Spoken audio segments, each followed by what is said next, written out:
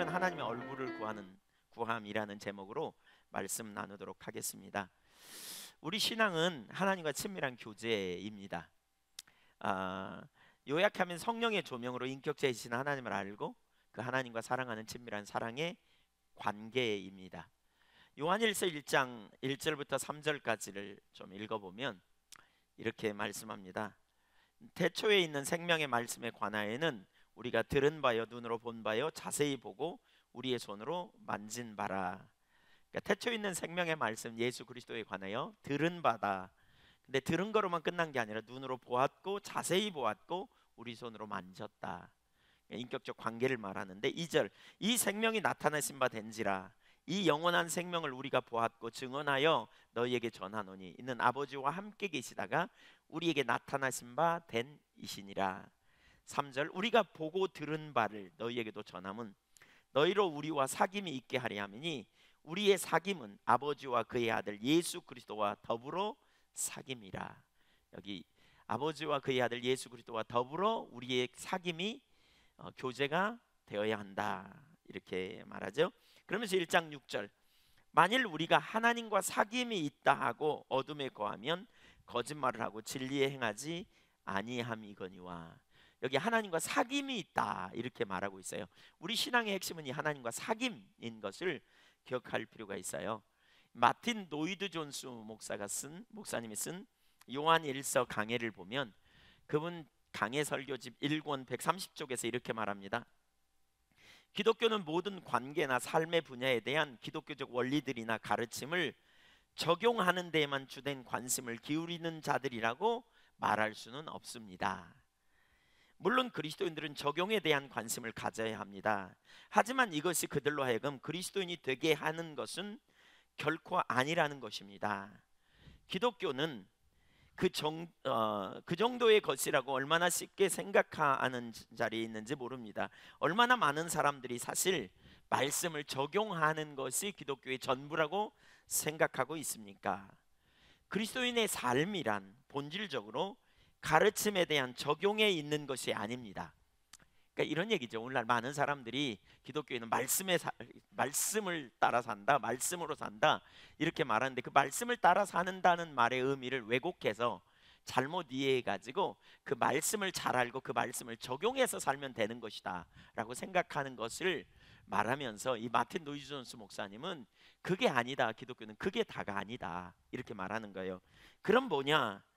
그러니까 그리스도인의 삶은 본질적으로 하나님과의 연합이요 친밀한 사귐입니다. 그 외에 다른 것으로 이 본질을 격화시킬 수는 없습니다. 그러니까 이 사귐은 십자가로 막힌 담을 헐어내심으로 우리에게 이루어진 것입니다 라고 표현해요. 우리 신앙은 하나님과 친밀한 관계성, 친밀한 교제인 것을 염두에 두어야 합니다. 친밀한 관계이다는 거죠. 그러니까 그럼에도 불구하고 오늘날 그 친밀한 교제를 뭘로요? 이렇게 의식으로 혹은 말씀을 따라 산다고 그러면서 그것을 잘 해석해서 적용하면 되는 것으로 이렇게 왜곡시켜 버렸다라고 말하는 거예요. 그러면서 사실 하나님은 멀리 떨어진 분이 아니고요. 우리에게 하나님 자신을 계시하셨고 우리가 그 하나님을 알므로 친밀한 사랑의 교제 가운데 있는 것임을 기억해야 돼요. 갈라디아서 4장 9절을 보면 거기서도 이렇게 말합니다. 같이 한번 읽겠습니다. 이제는 너희가 하나님을 알 뿐 아니라 하나님이 아신 바 되었거늘 어찌하여 다시 약하고 천박한 초등학문으로 돌아가서 다시 그들에게 종노릇 하려 하느냐. 그러니까 갈라디아 교회에 그 율법을 알기 전에 복음이 전해졌고 그들이 복음을 통해서 뭐 했다? 하나님을 알았고 그리고 하나님의 아신 바 되었다. 그러니까 우리가 하나님을 알았고 하나님이 우리를 아신 바 되는 관계성이 되었다. 그래서 우리가 이 관계성은 뭐예요? 에덴 동산에서 아담이 선악과를 따먹기 이전에 아담과 하나님과 친밀한 관계 가운데 있었던 것처럼, 그렇죠? 우리가 예수 그리스도 안에서 새로운 관계가 된 거라는 거죠. 율법의 행위로 의롭게 되는 게 아니고 관계 가운데 있게 되었다. 그런데 어찌하여 너희가 다시 약하고 천박한 초등학문으로 돌아가서 다시 그들에게 종노릇하는 삶으로 돌아가 버렸느냐 이렇게 말하는 것이죠. 몇 가지 규칙을 잘 지킴으로 의롭게 되는 것처럼 여기는 자리로 다시 돌아가 버렸느냐. 인격적 관계를, 하나님이 나를 알고 내가 하나님을 아는 그 관계성으로 돌아갔는데 다시 몇 가지 규칙을 적용하고 해석하고 그리고 그것을 이렇게 그것을 잘 지킴으로 의롭게 된다고 생각하는 자리로 돌아가 버렸느냐라고 말하는 것이지요. 하나님도 알고 하나님께서도 나를 아시는 관계성, 그것이 우리 그리스도인의 신분, 우리와 하나님과의 관계라는 거죠. 근데 다시 율법을 지켜서 의롭게 되는 자리로 돌아가 버린, 사실 하나님은 인격체시거든요. 그래서 인격적 사랑의 관계를 원하십니다. 마음으로부터 신뢰하고 마음으로부터 사랑하고 하나님의 길을 따라 행하는 관계. 하나님께서 먼저 자신을 알리셨고 그 사랑을 알게 하심으로 이제 우리에게 존재를 다해 하나님을 사랑하라 그러고 인격적인 친밀한 사랑의 교제 가운데 우리를 세우시는 그 자리로 우리를 초청하시는 것이죠. 친밀한 관계를 주님이 원하시는, 죽은 관계가 아니라 살아있는 관계예요. 하나님 멀리 계시는 분이 아니고요, 영으로 우리 안에 와 계시는 분, 그리고 우리를 깨닫게 하시고 인도하시는 분, 우리를 아시는 분. 우리가 인격적 친밀한 관계 가운데, 교제 가운데 있다면 마음으로부터 하나님을 신뢰하고 하나님을 경외하는 길로 가는 것이지요.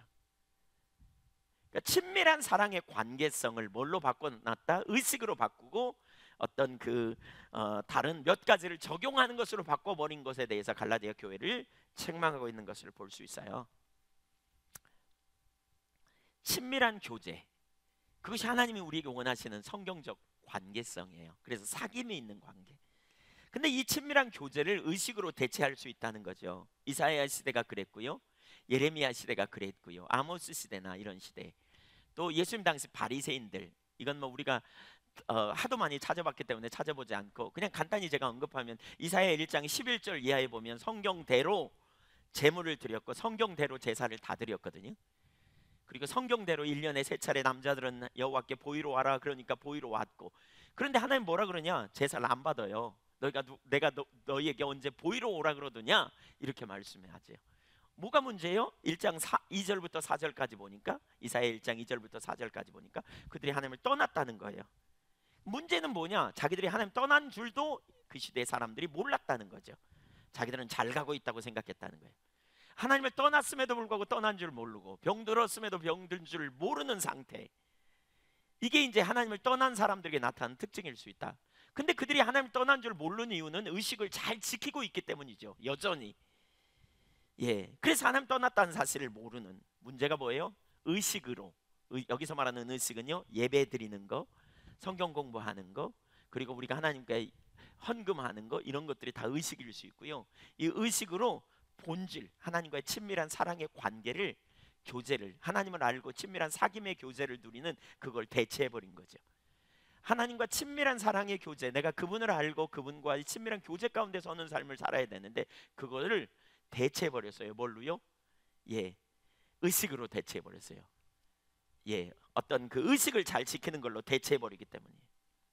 하나님을 마음으로부터 떠나면 이렇게 의식으로 대체할 수 있다는 거죠. 근데 문제는 그들이 떠난 줄도 몰랐다는 거죠. 그래서 그 시대에 징계가 있었습니다. 하나님을 떠나면 하나님의 백성들에게 징계가 있는데, 여기서 하나님을 떠난다는 말은 마음으로부터 떠날 수도 있다, 의식이 아무리 많아도 하나님을 떠날 수 있다는 사실을 우리가 전제하고요. 문제는 하나님을 떠나면 징계가 있다는 거예요. 하나님을 떠나면 징계가 있는데 그것은 뭐냐? 하나님의 생명이 거치는 것이에요. 오늘 본문 7장 14절 바로 앞에 13절을 한번 보실까요? 11절부터 보죠. 여호와께서 성전 봉헌을 하고 난 솔로몬에게 임하셔가지고 주신 말씀이에요. 11절, 솔로몬이 여호와의 전과 왕궁 건축을 마치고 솔로몬의 심중에 여호와의 전과 자기의 궁궐에 그가 이루고자 한 것을 다 형통하게 이루니라. 밤에 여호와께서 솔로몬에게 나타나사 그에게 이르시되 내가 이미 내 기도를 듣고 이곳을 향하여 내게 제사하는 성전을 삼았으니 혹 내가 하늘을 닫고 비를 내리지 아니하거나 혹 메뚜기들에게 토산을 먹게 하거나 혹 전염병이 내 백성 가운데 유행하게 할 때에, 세 가지를 말씀하죠. 비가 내리지 않아 가지고 그 기근이 오거나 메뚜기 또는 여러 가지 깐북이나 이런 병들이 나가지고 이렇게 토산을 다 먹어버리거나 혹은 전염병이 유행하는 일이 있거나 우리는 보통 그걸 뭐라 그래요? 자연재해다 이렇게 표현해요. 그런데 이거를 하나님 뭐라 그러냐면 혹 내가 그랬어요. 하나님이 그랬죠. 그러니까 하나님의 사람은 일어나는 일을 우연으로 여겨서는 안 돼. 하나님의 관점을 우리가 일어나는 자연 현상도 이렇게 볼 수 있는 눈이 필요하죠. 그래서 혹 내가 이렇게 말해요. 그런 일이 있을 때에 그러니까 하나님이 징계하신다는 거죠. 그럴 때 어떻게 해요? 내 이름으로 일컫는 내 백성이 돌이켜야 된다. 그러면서 겸비하고 기도하여 내 얼굴을 구하며 악한 길에서 떠나면 내가 하늘에서 듣고 그 죄를 사하고 그 땅을 고칠지라 이렇게 말하고 있죠. 이런 하나님의 재앙이 성경에 보면 참 많이 나와요. 예를 들면 룻기 같은 데 보면 나오미 이야기가 나오거든요. 나오미는 그의 남편과 두 아들을 데리고요 이렇게 그 지역에 흉년이 오래 들어서 모압이라고 하는 지역에 피난을 가요. 근데 사실 이 아이러니가 나오미가 살았던 고향이 어디냐면 베들레헴입니다. 베들레헴이라는 말은 떡집이라는 의미가 있습니다. 떡집이에요. 베들레헴은 떡집이에요. 그러니까 떡이 많아야 될 집에 떡이 없어. 흉년이 들어가지고. 왜 그래요? 하나님 떠나서 그래요. 그래가지고 모압으로 가가지고요 완전히 그냥 피폐된 삶을 살게 되죠. 결핍에 있는 남편과 두 아들 잃어버리고 결국 다시 그리 돌아오게 되는, 이렇게 하나님의 백성이 하나님을 떠날 때 징계가 있는 이런 상황. 사실 이 시대가 어느 때보다도 이렇게 우리가 이 시대를 정직하게 우리가 대면해 보면 하나님과 친밀한 교제 신앙의 본질을 의식으로 대체하고 이론으로 대체해서 우리가 모양은 있지만 능력은 상실하는 그런 모습을 참 많이 보게 되지요. 죄를 이길 능력이 없는 세상의 온갖 제약들이 교회 가운데 들어와 있는 현실. 그래서 세상을 이길 능력이 없는 오늘날 우리의 현실을 바라보며 우리가 이 시대에 우리 자신을 말할 것도 없이 이 시대가 어떻게 회복돼야 할 것인가 하는 부분들을 오늘 우리가 지금 살펴보고 있는 것인데요. 여기서 회복돼야 할 핵심이 뭔가? 하나님의 얼굴을 구하는 것입니다. 오늘 본문은 이렇게 말합니다. 겸비함으로 자신의 상태를 인식하고 기도하되 하나님의 얼굴을 구하여 나갈 때 그때 비로소 하나님의 기준이 보이고 뭐가 문제인지 깨닫게 되고 거기서 악한 길에서 돌이키는 일이 일어나는, 그럴 때 하늘에서 듣고 하나님이 그 죄를 사하고 그 땅을 고칠지라 라고 말씀하고 있어요. 오늘 우리가 읽은 개역 개정판에는 악한 길에서 떠나가 제일 먼저 나와요. 그러나 원어를 보면 악한 길에서 떠나는 게 네 번째예요. 겸비함, 그 다음에 두 번째 기도함, 세 번째 하나님의 얼굴을 구하는 것, 네 번째 악한 길에서 떠나는 것, 이런 순서로 나타나고 있어요. 여기서 핵심은 하나님의 얼굴을 구하는 거예요. 오늘 이런 배경을 가지고 오늘 우리가 하나님의 얼굴을 구하는 것이 무엇인지를 살펴보기를 원합니다. 크게 두 가지를 살펴보려고 했는데 오늘 오전에 일부 예배를 하다 보니까 두 가지를 못 살펴보겠더라고요. 그래서 하나만 보려고 합니다. 첫째, 하나님께 돌아가는 것은 곧 하나님을 찾는 것입니다. 하나님께 돌아가는 것은 하나님을 찾는 것입니다. 예. 저기 나온 것은 큰 주제로 그 부분을 살피려고 했는데 사실은 하나님께 돌아가는 것은 곧 하나님을 찾는 것입니다. 하나님께 돌아오라는 것과 하나님을 찾으라는 것은 같은 의미더라고요. 지금부터 여러분 제가 이렇게 같이 나누는 설교를 잘 따라오면 성경에서 하나님께 돌아오라는 말이 뭔지, 그러니까 돌아오라는 말이 뭘 의미하는지를 이렇게 볼 수 있어요. 돌아오라는 말은요 하나님을 찾으라는 말이고요, 하나님을 찾으라는 말은 나아가 하나님의 얼굴을 구하라는 말입니다. 이걸 이제 이렇게 쭉 살펴보려고 합니다. 하나님께 돌아가는 것은 곧 하나님을 찾는 겁니다. 우선 첫째로 아모스 4장을 보겠습니다. 아모스 시대는 이사야 시대와 동시대, 호세아 시대와 동시대, 그 시대에 가장 많이 활동했던 시대인데요, 동시대라고 말할 수 있어요. 근데 이때 하나님께서 그 시대 사람들이 하나님을 떠나니까 징계를 통해서 반복적으로 돌아오라고, 하나님께 돌아오라고 촉구합니다. 그러나 그들은 하나님께 돌아오지 않았습니다. 아모스 4장 6절 같이 한번 읽어볼까요? 여기 앞에 나오는데 시작. 또 내가 너희 모든 성읍에서 너희 일을 깨끗하게 하며 너희의 각 처소에서 양식이 떨어지게 하였으나 너희가 내게로 돌아오지 아니하였느니라 여호와의 말씀이니라. 이빨이 깨끗하게 하였다, 이 말은 먹을 게 없어서 깨끗하게 됐다는 말이에요. 예, 그리고 양식이 떨어졌다. 그것은 하나님이 징계라는 거죠. 돌아오게 하려고. 근데 돌아오지 않았다. 7절. 또 추수하기 석 달 전에 내가 너희에게 비를 멈추게 하여 어떤 성읍에는 내리고 어떤 성읍에는 내리지 않게 하였더니 땅 한 부분은 비를 얻고 한 부분은 비를 얻지 못하여 말랐음에 두세 성읍 사람이 어떤 성읍으로 비틀거리며 물을 마시러 가서 만족하게 마시지 못하였으나 너희가 내게로 돌아오지 아니하였느니라. 이스라엘 백성들은 농사 지을 때 이른 비와 늦은 비를 따라서 농사를 지었어요. 이른 비가 와야 파종을 하고 늦은 비는 추수하기 전에 내리는 비예요. 그러니까 그 비가 내려야 추수를 할 수 있어요. 근데 어떤 성은 내리고 어떤 성은 안 내리게 했다는 거예요. 근데 돌아오지 않았다 그랬어요. 9절. 내가 곡식을 마르게 하는 재앙과 깐부기 재앙으로 너희를 쳤으며 팥중이로 너희의 많은 동산과 포도원과 포도나무와 감람나무를 다 먹게 하였으나 너희가 내게로 돌아오지 아니하였느니라. 여호와의 말씀이니라. 지금 아까 역대하 7장 13절에 있는 일이 똑같이 일어나죠. 기근이 있고 지금 뭐예요? 예, 메뚜기가 먹어버리는 도산을. 10절. 내가 너희 중에 전염병 보내기를 애굽에서 한 것처럼 하였으며 칼로 너희 청년들을 죽였으며 너희 말들을 노략하게 하며 너희 신령의 악취로 코를 찌르게 하였으나 너희가 내게로 돌아오지 아니하였느니라. 여호와의 말씀이니라. 내가 너희 중에 성읍 무너뜨리기를 하나님이 내가 소돔과 고모라를 무너뜨린 같이 하였으므로 너희가 불붙는 가운데서 빼낸 나무 조각 같이 되었으나 너희가 내게로 돌아오지 아니하였느니라. 여호와의 말씀이니라. 너무하지 않아요? 계속 반복적으로 하나님께서 징계를 주시지만 징계인 줄 몰랐다는 거죠. 하나님 떠나면 문제가 그거더라고요. 하나님으로부터 온 징계인 줄도 모른다는 거예요. 이게 심각해요. 반복적인 하나님의 징계의 표시들이 그들에게 나타나고 있음에도 불구하고 그것이 하나님의 징계라는 사실을 그들이 몰랐다는 거죠. 그래서 돌아오지 않았어요. 그러면서 5장에 보면 하나님은 그들에게 해결책으로 그들이 하나님을 찾도록 말씀해요. 아모스 5장 4절과 6절을 연속해서 같이 읽겠습니다. 시작. 여호와께서 이스라엘 족속에 이와 같이 말씀하시기를 너희는 나를 찾으라 그리하면 살리라. 6절. 너희는 여호와를 찾으라 그리하면 살리라. 그렇지 않으면 그가 불같이 요셉의 집에 임하여 멸하시리니 베델에서 그 불들을 끌 자가 없으리라. 자, 이거 뭐라 그랬어요? 하나님께로 돌아오라 그랬어요. 징계를 통해서. 그러나 돌아오지 않았다. 계속 반복적으로. 그러면서 여기 5장 4절과 6절에서는 그 하나님께 돌아가는 게 뭐예요? 하나님을 찾으라는 거예요. 결국 돌아가는 것은 하나님을 찾는 거예요. 그러니까 너희가 내게로 돌아오라 여호와의 말씀이니라 라고 말씀하셨다면 이제는 뭐라 그러세요? 여호와를 찾으라 라고 말하고 있어요.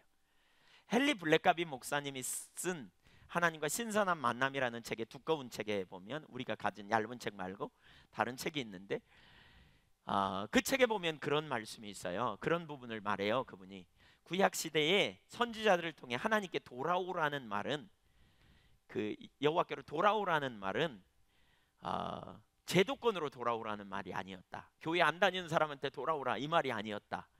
그것은 하나님의 백성들에게 주신 말이었다. 그들은 이미 제도권 안에 있었고 돌아오라는 말은 뭐냐? 하나님과 인격적인 친밀한 사랑의 관계로 돌아오라는 말이었다라고 말해요. 그러니까 결국 하나님께 돌아오라는 말은 무슨 얘기예요? 인격적인 하나님과의 관계성으로 돌아오라는 친밀한 교제 가운데로 돌아오라는 말이었다는 거예요. 성경의 여러 곳을 봐더라도 분명하게 하나님께 돌아가는 것은 곧 하나님을 찾는 거예요. 하나님을 찾는 것.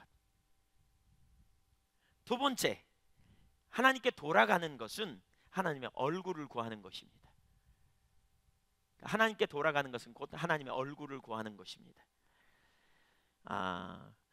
우리 신앙은 그러니까 세 가지가 같이 가는데 우리 신앙과 예배와 삶은 항상 같이 가게 되어 있어요.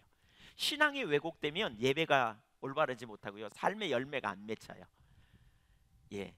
그래서 이게 같이 가요. 그 좋은 예배 중에 하나가 시편 24편 3절 이하예요. 한번 보겠습니다. 같이 읽죠. 3절 시작. 여호와의 산에 오를 자가 누구며 그의 거룩한 곳에 설 자가 누구인가. 여기 여호와의 산은 시온산을 가르치고요, 거기에 예루살렘 성전이 있고 성전이 있어요. 그러니까 예배자로 누가 올라갈 수 있는가? 그의 거룩한 곳에서 예배자로 누가 설 수 있는가? 이거죠. 참된 예배자를 말해요. 그러면서 그 다음에 4절부터 4절을 보면 바로 삶이 있는 자, 그러니까 예배와 삶이 같이 가는 걸 말하는데 곧 손이 깨끗하며 마음이 청결하며 뜻을 허탄한 데에 두지 아니하며 거짓 맹세하지 아니하는 자로다. 그는 여호와께 복을 받고 구원은 하나님께 의를 얻으리니. 그래서 예배와 삶이 함께 가요. 근데 이 예배와 삶의 이면에 뭐가 있느냐? 신앙이 있어요. 어떤 신앙이냐? 6절. 이는 여호와를 찾는 족속이요 야곱의 하나님의 얼굴을 구하는 자로다. 셀라. 그러니까 이러한 사람, 예배가 있고 삶이 있는 사람은 바로 참된 신앙을 가졌다. 그런 사람은 어떤 사람? 여호와를 찾는 족속이고 하나님의 얼굴을 구하는 사람이다. 이건 히브리 문법의 평행법입니다. 하나님을 찾는 사람 이꼬르 하나님의 얼굴을 구하는 사람, 같이 가는 겁니다. 하나님을 찾는 자가 하나님의 얼굴을 구하는 자예요. 하나님의 얼굴을 구하는 것 이꼬르 하나님을 찾는 것, 이게 같이 가는 거예요. 따로가 아닙니다. 예. 그래서 참된 신앙을 가진 사람, 하나님께 돌아가는 것은 하나님을 찾는 것이라고 우리가 앞에 살폈잖아요. 나아가 하나님을 찾는 것은 곧 뭐냐? 하나님께로 돌아가는 거예요. 그리고 그것은 뭐냐? 곧 하나님의 얼굴을 구하는 것입니다. 그러니까 하나님께 돌아가는 것은 곧 하나님의 얼굴을 구하는 자리로 가는 거예요. 그럼 세 번째, 하나님의 얼굴을 구하는 것이 무엇이냐? 하나님의 얼굴을 구하는 것. 그러니까 호세아 5장 13절을 보겠습니다. 호세아 5장 13절. 예, 같이 읽죠. 시작. 에브라임이 자기의 병을 깨달으며 유다가 자기의 상처를 깨달았고 에브라임은 아수르로 가서 야레방에게 사람을 보내었으나 그가 능히 너희를 고치지 못하겠고 너희 상처를 낫게 하지 못하리라. 그러니까 에브라임이 자기의 병을 깨달았고 유다가 자기의 상처를 깨달았다. 문제를 깨달았다. 그때 그들이 하는 방법이 뭐냐면 아수르에게 가서 도움을 청하러 갔다. 야레방에게 도움을 청하러 갔고 또 남왕국 유다는 그 남쪽의 강대국 애굽이라고 하는 나라에게 바로에게 도움을 청하러 내려가거든요. 야레방에가 그러니까 한마디로 말하면 하나님의 백성이 승리하는 것은 하나님을 의지할 때 승리가 있는데 사람을 의지했다는 거예요. 문제가 생길 때. 결국 그러니까 하나님께서 그들을 징계하세요. 하나님의 백성이 하나님을 떠나 하나님을 의지하지 않게 될 때 결국 하나님께서 그들을 책망하시고요, 강력하게 징계하실 것을 말씀하는데 14절. 예. 지금 여러분을 보니까 잘 따르고 계신가요? 제가 오늘 설교는 많이 말씀을 많이 읽고 그러기 때문에 잘 따르지 않으면 조금만 정신 놓치면 정신줄을 놓으면 좀 이따 무슨 얘기인지 전혀 모릅니다. 이제 집중력을 가지고 따라오셔야 합니다. 이렇게 예, 논리적으로 이렇게 잘 따라오셔야 알 수 있습니다. 그러니까 정리하면 그렇죠. 하나님께로 돌아오라 이렇게 말씀했어요. 하나님 떠나면 하나님 징계하시고요, 결국 하나님께 돌아오라 그랬어요. 근데 하나님께 돌아가는 게 뭐냐? 하나님을 찾는 거다 그랬고요. 하나님 찾는 것은 바꿔 얘기하면 하나님의 얼굴을 구하는 거다 이렇게 말했어요. 그래서 지금 우리가 하나님의 얼굴을 구하는 것을 설명하고 살펴보고 있는데 호세아 5장에 호세아 시대 이스라엘 백성들이 하나님을 의지하지 않으므로 하나님 징계하시는데 여기 14절에 그렇게 말하는 거예요. 내가 에브라임에게는 사자 같고 유다 족속에는 젊은 사자 같으니 바로 내가 움켜갈지라 내가 탈자여 갈지라도 건져낼 자가 없으리라. 그러니까 아무도 도와줄 자가 없다는 거예요. 하나님의 징계 앞에서 피할 자가 없다는 거예요. 그러면서 15절, 이게 이제 하나님의 처방인데요. 같이 읽을까요? 시작. 그들이 그 죄를 뉘우치고 내 얼굴을 구하기까지 내가 내 곳으로 돌아가리라. 그들이 고난을 받을 때에 나를 간절히 구하리라. 그러니까 하나님을 고난을 받을 때 하나님을 간절히 구하게 될 거다, 찾게 될 거다. 그게 뭐냐? 그게 뭐냐? 하나님께서 하나님의 얼굴을 구하기까지 기다리리라 이렇게 말하는 거예요. 하나님 찾는 게 곧 하나님의 얼굴을 구하는 거다 그랬잖아요. 징계를 통한 하나님의 의도는 그들이 돌이켜 회개하고 하나님의 얼굴을 간절히 구하는 것. 혹시 여러분의 삶에 지금 징계가 있거나 또는 여러분의 삶에 인생에 문제가 있고 위기가 있고 어려움이 있다면 혹시 하나님의 징계가 아닌가를 살펴볼 필요가 있어요. 하나님은 생명이시고요, 우리가 하나님과 함께할 때 하나님의 생명이 우리 가운데 넘치거든요. 근데 하나님의 생명이 거치면 우리 가운데 징계가 있을 수 있어요. 근데 어떤 경우는 이런 경우도 있어요. 하나님이 당신의 백성들에게 생명으로 함께 하심에도 불구하고 우리를 빚어가기 위해서 징계처럼 보여줄 수도 있어요. 예를 들면 출애굽할 때 이스라엘 백성들을 가나안 주시겠다고 약속하시는데 바로 가나안으로 안 데리고 가고 홍해 앞으로 데리고 가고 쓴물 앞으로 데리고 가고 먹을 것 없는 환경으로 데리고 가거든요. 출애굽기 14장, 15장, 16장, 17장에서 계속. 그리고는 19장에 이제 그 하나님과 언약을 맺는 장소로 데리고 가요. 그러니까 이스라엘 백성들 입장에서는 하나님의 생명이 함께하는 게 아니고 자신들의 삶에 정말 왜 이렇게 어려운 일만 자꾸 발생하는가, 이런 속된 세상적인 표현으로 말하면 재수 없어서 그렇다, 하나님이 나를 안 돌보시니까 그렇지, 이렇게 생각할 수 있어요. 그러나 그들에게 하나님의 생명이 함께 했던 걸 우리가 어떻게 알 수 있느냐? 위기 가운데서도 결국 하나님께서 그들을 건져내셨거든요. 그때 하나님의 행하시는 능력을 보게 하셨거든요. 그러니까 우리가 이걸 못 보면 하나님을 배우지 못해요. 문제에만 집중하면 문제 뒤에 계신 하나님의 능력을 이렇게 가르치기 원하는 거죠. 그러나 어떤 때는 하나님이 우리를 다루시고 빚어가시는 과정이 있지만 어떤 때는 우리가 하나님의 징계 가운데 있어서 하나님께서 더 이상 우리를 이렇게 빚어가거나 우리를 돌보시거나 우리를 가르치시거나 우리를 인도하시는 자리에 우리가 서지 못하고 경험할 수 없는 그런 삶이 우리 가운데 있을 수 있다는 사실을 우리가 생각해야 된다니까요. 만약에 그 자리에 있다면 우리가 결국 어떻게 해요? 하나님이 기뻐하시는 길로 돌이켜야 되고요, 하나님의 영광을 위해 사는 삶으로 전환해야 돼요. 그래서 주님이 기다린다잖아요. 사실 우리가 위기에 없으면 주님 잘 안 찾잖아요. 어려움이 오면 그때 아이고 뭐가 문제지, 아이고 뜨거워라 그러고 주님 찾잖아요. 근데 그때 우리가 주님을 찾는 게 결국 뭐냐? 문제 해결을 위해서만 찾는 게 아니고 하나님의 얼굴을 구하기까지 기다린다라고 표현하고 있어요. 여기 하나님의 얼굴을 구하기까지 기다리리라. 그러니까 우리가 하나님을 찾는 것은 문제 해결의 초점이 아니고 하나님의 얼굴을 구하면, 그리고 하나님과의 친밀한 교제 가운데 돌아가면 하나님이 생명으로 함께 하셔서 그 삶 가운데 근본적인 문제 해결을 주실 뿐만 아니라 삶의 놀라운 능력을 경험하는 역사를 보게 된다는 것이죠. 아멘. 그러니까 징계를 통한 하나님의 의도는 그들이 회개하고 돌이켜서, 여기 그랬잖아요, 그 죄를 뉘우치고 내 얼굴을 구하기까지 기다리리라 그랬어요. 그것을 기대하세요. 그러면서 그들이 고난 받을 때에 나를 간절히 구하리라, 이렇게 독백처럼 말씀하시는 거죠. 하나님께서 하나님의 의도를 읽어가야 돼요. 고난이 오고 징계가 오고 문제가 올 때 결국 어디로? 하나님의 얼굴을 구하는 삶으로. 여러분, 하나님의 얼굴을 구하는 삶으로 돌이킬 수 있기를 축복합니다.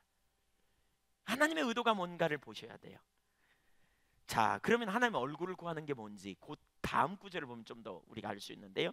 우선 먼저 하나님을 아는 자리로 가야 합니다. 하나님을 알기를 구해야 합니다. 한번 따라서 하십시오. 하나님을 알기를 구하자. 호세아 6장 1절부터 3절까지를 한번 읽겠습니다. 보십시오. 시작. 오라 우리가 여호와께로 돌아가자. 여호와께서 우리를 찢으셨으나 도로 낫게 하실 것이요 우리를 치셨으나 사매어 주실 것임이라. 여호와께서 이틀 후에 우리를 살리시며 셋째 날에 우리를 일으키시리니 우리가 그의 앞에서 살리라.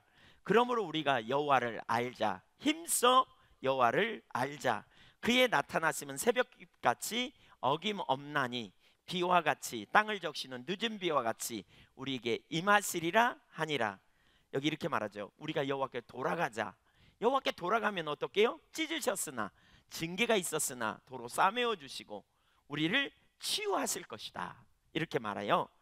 그러면서 우리가 여호와 앞에 가면 여호와께서 우리를 살리시고 우리를 일으키실 것이다. 그래서 우리가 그분 앞에 살게 될 것이다, 이렇게 말하면서, 그럼 여호와께 돌아가는 게 뭐냐? 3절에 보면 그러므로 우리가 여호와를 알자. 힘써 여호와를 알자 그랬어요. 하나님께 돌아가는 건 하나님을 알기를 구하는 거예요. 하나님을 아는 거예요. 바꿔 얘기하면 하나님을 알기를 구하는 거예요. 그러면서 뭐라 그러냐? 우리가 하나님을 알기를 구하면 그의 나타나심은, 그가 자기를 계시하시는 것은, 이런 의미예요. 새벽빛과 같이, 새벽이 되면 빛이 오잖아요, 그렇죠? 그런 것처럼 어김없이 온다. 땅을 적시는 이른 비와 늦은 비가 제때 오는 것처럼 우리가 하나님을 그렇게 구하면 하나님이 반드시 당신 자신을 우리에게 계시하신다, 드러내신다는 거예요. 하나님께 돌아가는 것은 곧 하나님을 아는 것, 알기를 구하는 거예요. 여기 하나님을 아는 게 관건이에요. 여기서 한 가지 중요한 게 있어요. 잘 들으십시오. 중요합니다. 여기서 하나님 아는 것은요, 그분에 관한 이론적인 지식을 아는 게 아니에요. 그러니까 그분에 관한 몇 가지 사실을 아는 게 아니에요. 성경을 공부해가지고 그분은 어떤 분인가 연구해서 아는 지식을 말하지 않아요. 여기서 안다라는 말은 야다라는 말로 체험적인 지식으로 아는 거예요. 그분에 관한 이론적인 지식이 아니에요. 그분을 아는 거예요. 인격체 대신 그분을 아는 것. 결국 그분을 아는 건 뭐예요? 성령의 조명으로 아는 거예요. 인격체이신 하나님을 만나는 거예요. 인격체 대신 하나님, 그분 자신을 우리가 실제로 아는 거예요. 실체이신 그분을 성령의 조명으로 아는 거예요. 그분과 친밀한 사귐을 갖기 위해 그분을 아는 거예요. 그리고 그분을 알게 될 때 우리 삶은 뭐 하게 되느냐? 그분께 반응하게 되어 있어요. 전능하신 하나님을 내가 개인적으로 알면 전능하신 하나님께 반응하게 되어 있어요. 그래서 어떤 상황 속에서 그 하나님을 알기 때문에 우리 삶이 전환이 일어나요. 만약에 우리가 하나님이 심판하시는 하나님이심을 우리가 진짜 안다면, 하나님이 심판하시는 분임을 진짜 안다면, 우리가 이 다음에 그분의 보좌 앞에 설 것을 진짜 안다면 우리가 이 땅에서 어떻게 살겠어요? 바로 우리의 신앙은 인격체이신 그분과의 관계성, 그분을 알므로 우리가 이 땅에서 그분에 대한 반응, 도리적인 반응으로 살아가는 것이 예배이고 그것이 우리의 삶이에요. 오늘날 너무나 많은 사람들이 하나님을 안다고 생각할 때 뭘로? 이론으로 아는 것을 안다고 생각해요. 이론적인 지식으로. 그러나 성경이 말하는 하나님 아는 것은 이론적인 지식이 아니고요, 성령의 빛주심으로 하나님이 자신을 우리에게 계시하셔서 살아계신 그분을 아는 거예요. 아까 눈으로 본 바요, 들은 바요, 손으로 만진 바요, 그분과 사귐이 있는 이런 관계성이에요. 그냥 단지 귀로 듣고 눈으로 보아서, 그러니까 성경을 보아서 아는 지식이 아니고요, 인격체이신 그분을, 살아계신 그분을 성령의 조명으로 개인적으로 아는 것. 그래서 그 주님과 만남이 있어야 돼요. 여기서 안다는 말은요, 주님과 인격적인 만남의 경험이 우리 가운데 있어야 돼요. 그 주님을 알기를 구해야 돼요. 우리가 아는 만큼 우리 삶에 담대할 수 있어요. 하나님의 사랑을 내가 알게 될 때, 사랑하는 그분을 알게 될 때 우리는 세상에서 낙심하거나 좌절하지 않겠죠. 전지하신 하나님을 내가 알게 된다면 그분의 전지하신 가운데 우리가 반응하며 살겠죠. 그렇죠? 누가 뭐라 그래도 전지하신 하나님께서 내 지금 필요를 알고 내 상황을 알고 계시기 때문에 내가 인간적으로 반응하지 않고 전지하신 그분께 내어 맡기고 그분을 신뢰하며 걸어가겠지요.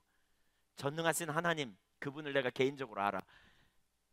전능하시다는 사실을 믿는 것과는 달라요. 전능하신 그분을 알면 내가 할 몫과 하나님이 하셔야 될 몫을 구분하고 내가 할 만큼 하고 그 다음은 하나님께 맡겨요. 우리가 능력이 없는 이유는요, 하나님이 하실 몫도 자기가 하려고 그러다가 안 되면 하나님도 못하는 것처럼 착각하기 때문에 능력이 없거든요. 왜 그러느냐? 하나님 몰라서 그래요. 그러나 우리가 그분을 안다면, 인격체 대신 그분을 안다면 우리가 그분에게 대한 반응을 하는 거죠. 오늘날 너무나 많은 사람이 그 하나님을 개인적으로 알기보다는 그 하나님을 잘 몰라요. 그러니까 우리가 성경의 기초에서, 말씀의 기초에서 살아야 돼 라고 말하는데, 말씀에 기초하며 사는 것의 문제가 뭐냐면, 예를 들면 말씀을 해석하고 적용해서 살아가는 것처럼 우리 신앙생활을 그렇게 전락시켰어요. 그러나 말씀하신 인격체 대신 하나님과의 사귐이요, 하나님과의 교제라니까요. 그 하나님을 안다면 우리는 그 하나님의 관점의 기초에서 우리 자신을 바라보고 또 우리가 그렇게 반응하며 살아가는 실제적인 능력 있는 삶을 살게 되는 것이지. 우리가 그 하나님을 안다면 그분이 나를 먼저 사랑하셨고 나를 위해 아들을 아끼지 않고 내놓으셨으며, 그렇죠? 그분이 나를 먼저 풍요케 하시며 그 사랑의 교제 가운데 있다면 우리 삶에 얼마나 놀라운 능력이 있겠는가. 하나님의 형상이, 아담이 타락하면서 하나님의 형상이 우리 인간에게 파괴됐어요. 그 파괴된 걸 뭐라 그러냐면 하나님을 아는 지성이 파괴됐다, 지식이 파괴됐다는 거예요. 지성적인 정측면에서 하나님을 아는 것이 파괴됐다는 거예요. 하나님을 직관으로 그 당시에 그냥 알았어요. 하나님을 알아야 하나님을 기쁘시게 하는 삶을 사는데 이 하나님을 아는 것이 파괴되면서 뭐냐? 추론을 통해서, 이성을 통해서 하나님을 알려고 접근하기 시작해요. 근데 문제가 있어요. 우리가 하나님을 아는데 이성을 통해서 알려고 하는. 그래서 뭐 예를 들면 임마누엘 칸트 같은 사람은 신존재 증명 이런 거 하잖아요. 뭐 저 별을 봐라 뭐 그러면서 예, 저거 존재하는 것처럼 하나님 존재한다 뭐 이런 식으로 우리가 추론을 통해서 알려고 하지만 그 추론 중에 하나만 잘못돼도 다 잘못되는 거죠. 그래서 문제가 뭐냐? 성령의 조명으로 알아야 돼요. 한번 따라서 보세요. 하나님께서 하나님 자신을 우리에게 알게 해주셔야 한다. 우리에게 알게 해주시고 비춰주셔야 우리가 알 수 있어요. 그리고 하나님을 알면 무슨 일이 있어요? 삶에 거룩한 정서가 회복돼요. 우리 삶에 육체의 욕망을 쫓는 정서가 아니라 하나님을 사랑하는 거룩한 열정, 하나님을 기쁘시게 하려는 거룩한 열정이 우리 가운데 회복되고, 그때 우리의 의지가 회복되어 하나님 말씀에 순종하게 돼요. 그러니까 인격적인 하나님을 알면 그분께 반응하게 돼 있어요. 내 삶 가운데. 우리 예배도 바로 이 하나님께 대한 도리적인 반응을 하는 거죠. 그래서 무엇보다 하나님을 아는 게 참 중요해요. 이걸 뭘로 많은 경우에 바꿔놨냐? 일정한 규례와 규칙을 잘 지키는 것으로 바꿔놨어요. 그래서 교회에 열심히 나오면 하나님을 잘 안다고 생각해요. 성경을 많이 공부하면 하나님 잘 안다고 생각해요. 근데 성경을 정말 많이 알아도요, 하나님 전혀 모를 수도 있어요. 일정한 규례와 규칙을 잘 지키면 하나님 잘 안다고 생각하는데 전혀 모를 수도 있다니까요. 왜? 주님을 만난 경험이 없기 때문에. 그래서 우리는 주님을 만나야 된다는 말의 의미가 그 부분이에요. 성령의 조명으로 인격체 되신 그분이 살아계신 분이며 실제이신 분이고, 그렇죠? 그 주님을 만나면 우리 삶에 강력한 능력이 있어요. 예, 성실파여 갖고 교회를 한 번도 안 빠지고 계속 나와 왔다 갔다 해. 그러나 주님을 만나지 않으면 우리의 신앙이 그 이상으로 진보가 안 돼요. 그리고 그 주님을 만나는 건 성령의 조명으로 만난다니까요. 그리고 그 주님을 알게 될 때 우리의 삶의 중심에 살아계신 하나님께 반응함으로 말씀에 토대해서 하나님의 길을 선택하는 능력도 바로 그 주님과의 친밀한 교제 안에서 능력이 있다는 사실을 염두에 두어야 돼요. 그래야 삶이 변해요.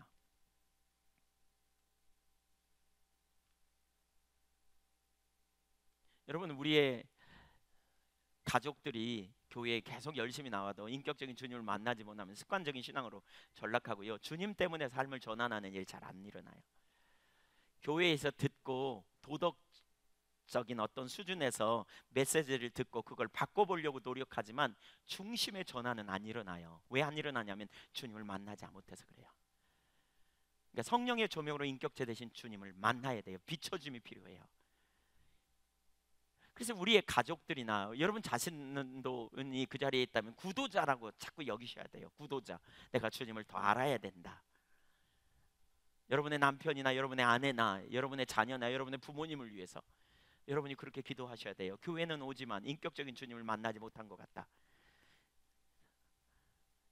지혜와 계시의 성령을 주셔서 하나님 알게 해달라고 구하셔야 돼요. 그리고 그 주님을 아는 만큼 우리 삶에 강력한 능력이 있다니까요. 바로 주님을 찾으라는 말은 그 말이에요. 주님을 찾으라. 그 주님을 만나라는 거예요. 그 주님을 알라는 말이에요. 그 주님과의 친밀한 교제 가운데 있어야 된다는 거예요. 그것이 바로 생명이에요.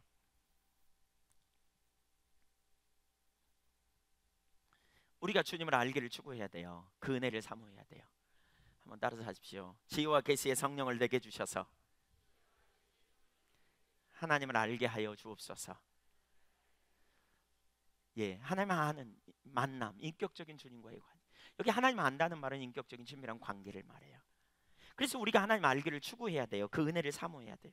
6장 4절 계속해서 보겠습니다. 아모스 6장 4절 시작. 에브라임아, 내가 내게 어떻게 하랴? 유다야, 내가 내게 어떻게 하랴? 너희의 인애가 아침 이슬이나 쉬 없어지는 이슬 같도다. 그러므로 내가 선지자들로 그들을 치고 내 입의 말로 그들을 죽였노니 내 심판은 비처럼 나오느니라. 호세아 시대 이스라엘 백성들은 바로 그 하나님을 잠깐 동안 알기를 구하고 하나님을 사랑하기를 구했다는 거예요. 근데 얼마 가지 못했어요. 아침 이슬이나 쉬 없어지는 이슬처럼. 이슬이 아무리 많이 채워도, 이슬이 채워도 해만 뜨면 이슬은 금방 없어지잖아요. 그렇죠? 해 뜨고 좀만 지나면. 안개가 자욱해도, 요즘은 뭐 오염돼서 그러지만 옛날 안개는 아무리 자욱해도 금방 없어지잖아요. 얼마 가지 못하는.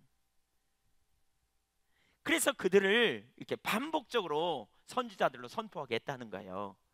예, 내 선지자들로 그들을 치고 내 입의 말로 그들을 죽였다, 이렇게 강력하게 메시지를 자꾸 선포하는. 그러면서 참 신앙이 뭔지 가르쳐요. 6절, 호세아 6장 6절 읽겠습니다. 시작. 나는 인애를 원하고 제사를 원하지 아니하며 번제보다 하나님 아는 것을 원하노라. 여기 인애라는 말은요, 사랑입니다. 실제로 다른 번역은 그렇게 많이 번역하고 있습니다. 사람을 사랑하는 것도 표현할 수 있지만 여기서 말하는 것은 여러 가지 그 구조상 하나님을 사랑하는 것으로 번역하는 게 더 옳다고 봅니다. 그래서 하나님이 원하는 두 가지가 있어요. 하나님을 사랑하는 것, 하나님을 아는 것. 원치 않는 두 가지를 뭐라 그랬어요? 거기 제사나 번제. 제사나 번제를 하나님이 주셨는데 왜 그거 원치 않고 너희가 나를 알고 너희가 날 사랑하기 원해 라고 말했는지를 이해하셔야 돼요. 바로 제사와 번제를 열심히 잘 지키고 나름대로 하나님의 말씀을 달달달달 살펴서 그 말씀의 원리를 해석해서 적용하고 살아가는 삶, 이게 그 당시의 사람들의 삶이었어요. 이게 바리새인들의 삶이었다고요. 바리새인들은 성경 박사들처럼 성경을 연구하고 성경을 알아야 된다고 생각해서 그들은 성경을 굉장히 연구했어요. 그리고 그거에 기초해서 나름대로 살았다고요. 그러나 문제는 뭐예요? 예수님께서 뭐라 그래요? 너희는 아무 때에도 그 음성을 듣지 않았고 그 형용을 본 적도 없고, 요한복음 5장 37절부터 39절까지 보면 너희는 아무 때에도 그 말씀이 너희 속에 거하지 아니하며 또 너희가 성경에서 영생을 얻는 줄 생각하고 그 성경을 연구했지만 그 성경은 내게 대해 가르치는 거야, 이렇게 말씀해요. 말씀에 의한 삶이 정말 귀해요. 문제는 뭐냐? 그 말씀에 의한 삶의 의미가 뭔가를 가리울 수 있다는 거예요. 말씀을 많이 연구하고 공부하지만 아주 귀하죠. 근데 문제는 뭐냐? 그것을 잘 해석하고 적용하면 된다고 생각하는 것은 말씀에 의한 삶이 아니에요. 하나님의 말씀이 뭘 말해요? 인격체된 하나님과의 교제 안에 있는 거예요. 그리고 그 교제 가운데 있어야 하나님의 말씀을 살 수 있는 능력도 거기서 주어지고요. 그때그때 순간순간 그 말씀이 우리의 삶 가운데 길이 되고 생명이 되는 역사가 나타나게 돼요. 이스라엘 백성들의 문제는 뭐예요? 번제와 제사는 너무너무 잘 드렸다는 거예요. 그들은 일정한 규례와 규칙을 지키는 것은 너무너무 잘했다는 거예요. 그런데 하나님이 원하는 참된 신앙, 바로 하나님을 알고 바로 그 하나님을 사랑하는, 인격적인 하나님을 알고 하나님과 사랑의 교제 가운데 있기를 원하는 친밀한 교제를 그걸로 대체해버렸다는 거예요. 여러분, 오늘날 너무나 많은 사람이 이 자리에 있습니다. 규례와 규칙은 잘 지킵니다. 그래서 규례와 규칙을 잘 지키고 나름대로 열심히 합니다. 왜? 그게 신앙생활이라고 생각하기 때문에. 그래서 그렇게 잘하면 교회에서 직분도 인정하고, 그렇게 시간이 지나면 점점 직분도 더 이렇게 뭔가 세워지고, 그렇게 되다 보면 교회의 리더가 될 수 있습니다. 그런데 인격적인 주님과 만남과 교제가 없이 리더가 되면 얼마나 심각한지 모릅니다. 결국 인격체 되신 하나님과의 친밀한 사랑의 교제 가운데 있지 않으면 우리의 삶에는 어떠한 능력도 없어요. 하나님의 의도를 절대로 알 수 없어요. 하나님과 동행하는 삶이 되어져야 된다고요. 이것이 곧 하나님께 돌아가는 길이요, 하나님을 찾는 길이요, 하나님의 얼굴을 구하는 것입니다. 그래서 호세아 5장 15절은 그런 거죠. 하나님께서 너희가 내 얼굴을 구하기까지 기다리겠다. 결국 뭐예요? 여기 얼굴을 구하는 것은 인격적인 주님과의 만남이며, 그리고 주님과 친밀한 사랑의 교제 안에 있는 걸 말해요. 주님과 친밀한 사랑의 교제, 그 관계성에 있을 때만 우리가 악한 길에서 떠날 수 있어요. 친밀한 사랑의 교제 가운데 있을 때만. 그렇더라고요. 우리가 인격적인 친밀한 사랑의 교제 가운데 주님을 만나면 죄를 이길 능력이 거기 있고요, 세상을 이길 능력이 거기 있어요. 그리고 그 주님을 알면 내 삶에 일어나는 어떤 상황 속에서도 주님과의 관계 안에 있기 때문에 그 하나님의 관점으로 환경을 보고 또 상황을 해석하고 인간관계도 해석하고 접근해요. 그렇게 되면 뭐예요? 승리하는 능력이 거기 있어요. 근데 하나님과의 관계 가운데 있지 않으면, 말씀을 많이 알아도 친밀한 교제 가운데 있지 않으면, 그렇게 해야 되는 건 알면서도 안 돼요. 이렇게 해야 되는데 그러고 말아요. 그러니까 하나님 중심에 있는, 하나님의 얼굴을 구하는 인격적인 친밀한 교제 가운데 서는 삶이 우리의 신앙에 줄기차게 되어 있어야만, 우리가 그 자리에 서야만 우리 삶에 능력 있는 삶이 된다니까요. 말씀에 순종하는 삶도 가능하고요, 주님과 동행하는 삶도 가능하고요, 죄를 이기는 능력도 거기 있어요. 여러분, 우리가 한번 생각해 보세요. 첫사랑의 감격이 있을 때, 여러분이 누군가를 사랑할 때 상대편을 위해 모든 것 다 해줄 마음이 있잖아요. 주님과 바로 그런 인격적인 주님을 알고 주님을 사랑하는 마음이 있을 때 우리가 주님께 전부를 드리고 싶고 그분의 길을 따라가고 그분의 뜻을 쫓아 우리의 삶을 조정하고 기꺼이 나아가는 그런 중심의 자세가 된다니까요. 그래서 하나님과 인격적인 친밀한 교제로 돌아오라는 거예요. 아멘. 주님과 친밀한 사랑의 교제 가운데 돌아가는 저와 여러분이 되기를 간절히 소원합니다. 친밀한 사랑, 하나님을 알고 인격적인 주님을 알고 그분을 사랑하는 자리에서는. 자, 그럼 여기서 한 가지를 좀 더 살펴봐야 되는데 뭐냐면 하나님의 얼굴을 구하는 것의 성격이 뭔지를 좀 더 살펴봐야 돼요. 하나님의 얼굴을 구하는 것은요, 마음의 동기와 관련이 있습니다. 마음의 동기와 관련이 있어요. 그러니까 우리가 하나님을 찾는다, 하나님의 얼굴을 구한다, 그것은 하나님을 찾는 것과 관련이 있고요. 근데 많은 사람들이 하나님 찾아요. 근데 문제는 뭐냐? 하나님을 찾는데 왜 찾느냐? 이 동기가 중요하다는 거예요. 하나님을 사랑함으로 하나님과 함께 있기를 원해서 그냥 하나님이면 좋겠어 찾느냐? 아니면 내 문제 해결을 위해서, 내 필요를 위해서, 내가 뭔가 먹고 살고 또 내 인생의 참된 안식과 평강을 누리기 위해서 찾느냐? 이 두 가지는 근본적으로 달라요. 오늘날 너무나 많은 사람들이 하나님을 찾아요. 기도원에 가서도 찾고 예배당에서 찾고 어떤 데는 철야기도도 하고 날밤을 새우기도 하고 열심히 찾아요. 근데 왜 찾는가? 이걸 가만히 생각해 봐야 돼요.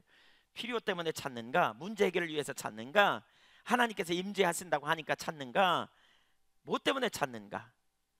자기 문제와 자기 관심사에 집중해서 하나님을 찾는 것은 진짜 성경이 말하는 참된 하나님을 찾는 것이 아니라는 거예요. 하나님의 의도하신 목적과 의도를 따라 우리가 하나님을 찾는 자리에 서는 삶에 돼야 되는데 그 삶을 잘 이해할 수 있는 것 중에 하나가 모세의 삶입니다. 출애굽기 33장 15절 이하를 보겠습니다. 그 구절을 대하기 전에 잠깐 제가 배경을 설명할게요.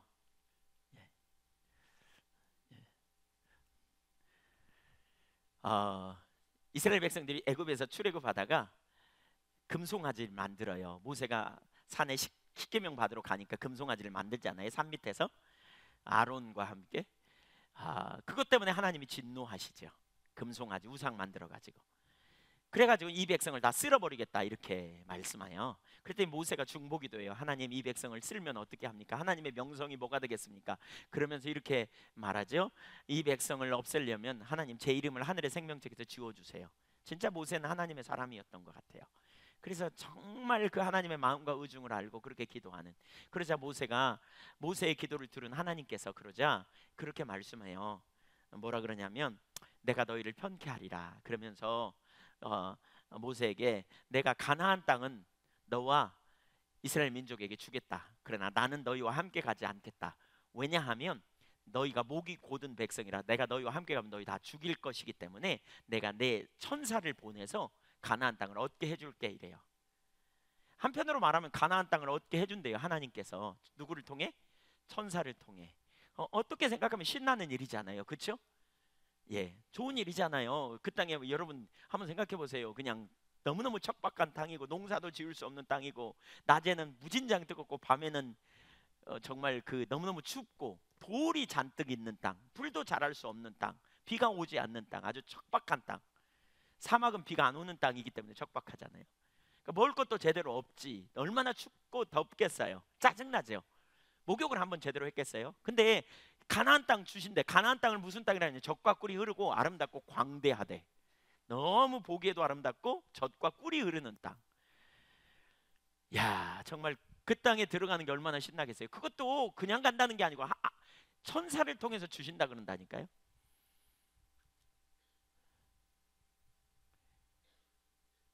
그러면 우리 중에 많은 분은 할렐루야 그러고 들어갈 거예요. 근데 모세는 뭐라 그러느냐? 여기 15절 보세요. 15절 출애굽기 33장 15절 같이 읽어보겠습니다. 천천히 의미를 생각하면서 모세가 여호와께 아뢰되 주께서 친히 가지 아니하시려거든 우리를 이곳에서 올려 보내지 마옵소서. 나와 주의 백성이 주의 목전에 은총 입은 줄을 무엇으로 알리이까?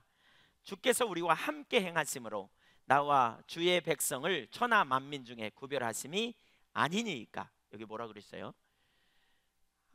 친히 가지 아니하고 내버려 두세요. 그러면서 여기 16절에 그렇게 말하는 거죠. 우리가 하나님께 은총 받은 것을 뭘로 알겠습니까? 가나안이 아닙니다. 하나님이 우리와 함께 행하심입니다. 하나님이 우리와 함께 계심, 그것이 바로 하나님이 우리에게 베푸신 은혜요 축복입니다. 이렇게 말하는 거예요. 그러니까 그는 가나안이 목적이 아니에요. 가나안에 가도 하나님이 우리와 함께 안 하시면 의미가 없다는 거예요. 사실 어떤 의미에서는 하나님이 함께 하셔야 보호도 있고 돌보심도 있고 그들의 삶에 생명이 있는 것을 모세는 보았다면, 하나님이 함께 안 하시면 가나안도 의미가 없다는 거예요. 그게 젖과 꿀이 흐르는 것 같지만 하나님이 함께 안 하시면 거기에 진정한 능력도 없다는 거예요. 근데 여러분 가만히 생각해 보세요. 하나님은 목이 곧은 백성을 그냥 안 두신대요. 그러니까 하나님과 함께 안 하는 게 어쩌면 축복일 수도 있어요. 그렇죠? 어떤 사람 입장에서는. 그러니까 모세가 바로 하나님을 선택한 것은 심판이 있어도, 그렇죠? 철저하게 하나님과 함께 있는 것이 곧 생명이라는 거예요. 이게 뭐냐? 이게 바로 모세가 하나님을 사랑함으로 하나님을 찾는 것이고요, 모세가 하나님을 알았기 때문에 하나님과 함께 있는 그 자리가 진정한 능력이고 생명인 걸 알았고요, 모세는 바로 하나님의 얼굴을 구하는 사람이었어요. 그래서 하나님과 함께 있기를 추구한 거예요. 제가 전에도 그런 얘기를 나눴지만 여러분이 그 상황이라면 어떻게 하겠는가를 보셔야 돼요. 오늘날 이 시대의 주의 백성들을 모아놓고, 예수 믿는 사람들을 다 모아놓고 어떻게 하겠는가 1대1로 묻는다면 많은 사람들은 가나안을 추구할 거요. 가나안을 쫓으면서 그렇게 말할지도 몰라요. 간증에 우리 하나님께서 우리에게 가나안을 주셨다? 너무너무 신나지? 이렇게 간증할 수도 있어요. 그런데 모세는 가나안이 아니고 하나님을 추구하는 사람이었어요. 하나님을 쫓는 사람. 여러분, 하나님께 돌아오라는 말은 바로 이 하나님을 쫓는 사람으로 오라는 거예요. 기억하세요. 그분이 먼저 우리에게 생명을 주셨고요, 그분이 스스로 목숨을 아끼지 않고 내놓으셔서 저와 여러분을 건져내셨어요. 율법의 저주에서 우리를 속량하기 위해 십자가에 달려 죽으심으로 저와 여러분에게 영원한 생명을 주신 분이 하나님이세요. 우리는 그분 안에서 영원한 생명을 소유한 자라고요. 아멘. 그래서 하나님께 돌아오라는 말은 바로 그 하나님이 너의 목적이 되라는 말이에요. 그 하나님 안에 생명이 있는, 그래서 하나님 안에 전부가 있는 그 삶으로 돌아오라는 거예요. 그리고 인격체 대신 그분을 알고 그분을 알고 동행하며 사는 삶. 그때 하나님의 의중과 의도를 우리 가운데 보이시고요, 하나님의 뜻을 알게 하시고요, 나타내셔서 우리가 하나님 사이즈의 열매를 맺을 뿐만이 아니라 이 땅에서 가장 완전한 길로 우리가 행하게 되는 것이지요. 영광 돌린 삶이 가능하고요. 모세는 정말 하나님을 사랑했던 사람이에요. 하나님을 의지했던 사람이에요. 그래서 하나님이 원하는 건 바로 이 하나님과의 관계로 돌아오는, 얼굴을 구하는 이 삶으로 돌아오라는 거예요. 어떤 손해를 볼지라도 기꺼이 그 자리로 가기를 원하는, 어떠한 대가를 지불하고서라도 하나님과의 친밀한 교제 가운데 있기를 원하는, 인격적인 주님과의 친밀한 사랑의 교제 가운데 돌아가기를 축복합니다. 사실 십자가 사건도 정확히 같은 얘기거든요. 십자가가 뭐예요? 막힌 담을 헐어서 우리를 하나님께 아버지라 부르짖으며 나가게 하셨거든요. 결국 아담의 타락 이전에 그 에덴 동산에서 삶처럼 하나님과 인격적인 친밀한 사랑의 교제로 우리를 초청하시는, 아담을 가나안을 쫓는 사람이 아니라 하나님을 쫓는 사람. 그런데 그 시대에, 호세아 시대에 어떻게 했다고요? 6장 7절에 보면 그들은 아담처럼 언약을 어기고 거기에서 나를 반역하였다 그랬어요. 그러니까 그 신앙을 뭘로 바꿔버렸어요? 형식적인 신앙으로 바꿔버렸다는 거예요. 일정한 규례와 규칙을 잘 지키면 되는 형식적 관계, 아담처럼 곧 하나님을 반역한 행위, 몇 가지만 잘하면 되는 것처럼 친밀한 관계에서 떠나버림, 이것을 말하고 있어요. 마지막 네 번째, 힘을 다해 하나님을 찾아야 합니다. 우리는 힘을 다해 하나님을 찾아야 합니다. 호세아 5장 15절을 우리가 좀 전에 보았습니다. 뭐라 그랬습니까? 저희가 내 얼굴을 구하기까지 기다리리라. 하나님께서 우리가 주님의 얼굴을 구하기까지, 그러니까 징계하는 하나님의 백성들에게 저희가 나를 찾을 걸 이렇게 하나님께서 말씀하시면서 저희가 내 얼굴을 구하기까지 내가 기다리리라. 내 곳으로 돌아가서. 그렇죠?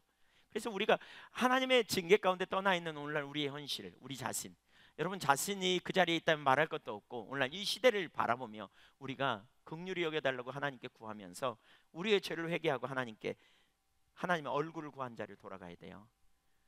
전심으로 주님을 찾기를, 사랑함으로 함께 있기를 주님은 원하시는 거죠. 신명기 4장 29절도 있겠습니다. 그러나 네가 거기서 내 하나님 여호와를 찾게 되리니 만일 마음을 다하고 뜻을 다하여 그를 찾으면, 그의 얼굴을 구하면 만나게 되리라. 바로 그분 자신을 목적으로 찾으면, 아까 하나님 얼굴을 구하는 것의 성격을 들었잖아요. 가나안을 추구하는 게 아니라 하나님을 추구하는. 하박국 기자가 말하는 것처럼 무화과나무가 무성치 못하며 외양간에 송아지가 없고 우리의 양이 없어도, 농사지었는데 1년 농사에 밭에 소출이 없어, 내가 목축업을 하는데 양의 새끼가 없어, 우리의 송아지가 없어. 그 말은 뭐예요? 사실 망해간다는 거죠. 그럴지라도 나는 여호와로 인하여 기뻐하리로다. 하나님을 추구하는 사람의 고백이지요. 그렇게 하나님을 찾으면, 하나님의 얼굴을 구하면 하나님 만나주시겠다는 거예요.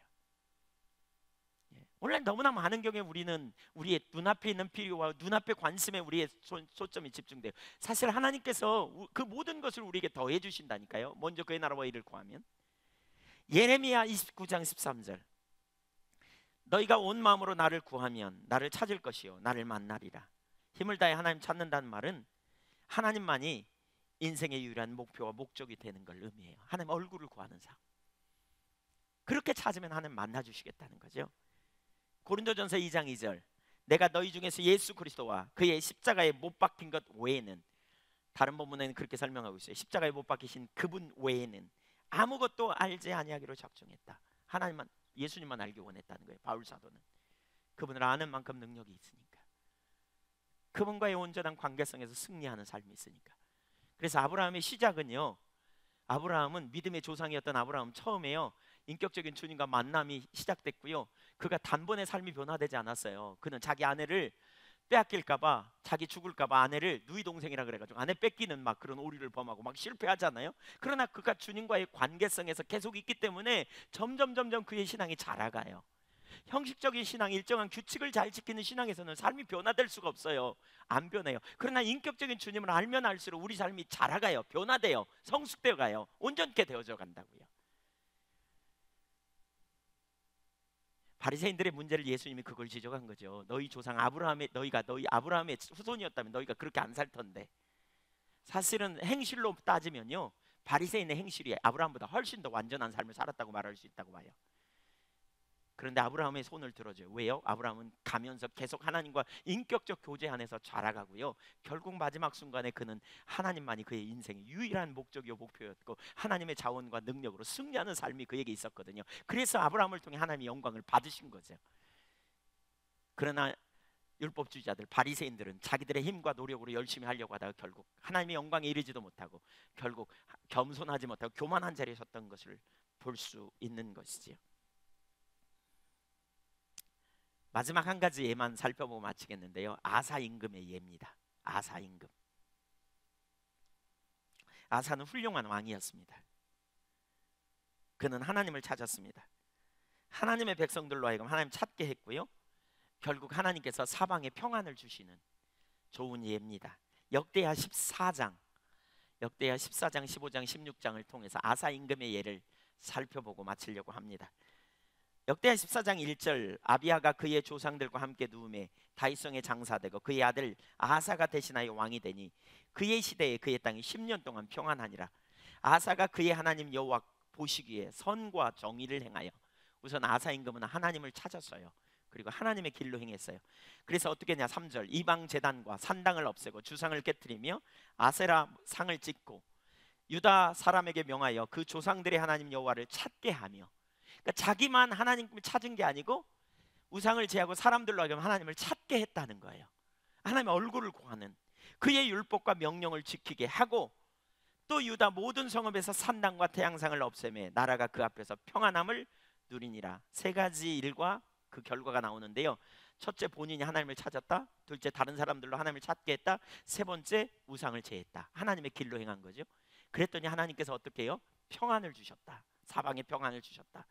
7절, 아사가 일찍이 유다 사람에게 이르되 우리가 우리 하나님 여호와를 찾았으므로 이 땅이 아직 우리 앞에 있나니 우리가 이 성읍들을 건축하고 그 주위에 성곽과 망대와 문과 빗장을 만들자. 우리가 주를 찾았으므로 주께서 우리 사방에 평안을 주셨느니라 하고, 이에 그들이 성읍을 형통하게 건축하였더라. 하나님 찾는 것이 핵심입니다. 그렇게 할 때 하나님의 평강이 주어집니다. 그런데 하나님을 찾는 것과 같이 가는 것이 악한 길에서 떠나는 것, 우상을 버리는 것입니다. 이 아사 임금이 그렇게 하나님을 찾았더니, 사실 하나님 중심에 있으면 하나님을 찾는 것, 찾고 하나님을 찾을 때 하나님을 만나기 때문에, 하나님을 알기 때문에, 하나님을 알면 믿음의 삶이 따라와요. 그 다음에 전쟁이 위험이 있는데 이 아사 임금이 하나님을 신뢰함으로 승리하게 됩니다. 한번 따라서 해보실래요? 하나님을 찾으면, 하나님을 알게 되고, 하나님을 알면 위기의 순간 그 하나님을 신뢰함으로 승리한다. 이게 성경의 법칙이에요. 그러니까 우리가 하나님 중심에 있어야 될 이유가 여기 있어요. 아사 임금이 너무나 좋은 왕이었어요. 그가 군대 58만 명을 가지고 있었거든요. 그 당시에 58만의 군대를 소유하고 있었어요. 근데 100만 명 이상의 군대가 병거 300대, 오늘날 병거는 전차처럼 그런 거거든요, 가지고 쳐들어왔어요. 구스 사람 세라의 군대. 근데 그가 하나님을 의지합니다. 역대하 14장 11절에 보니까 이렇게 말하고 있어요.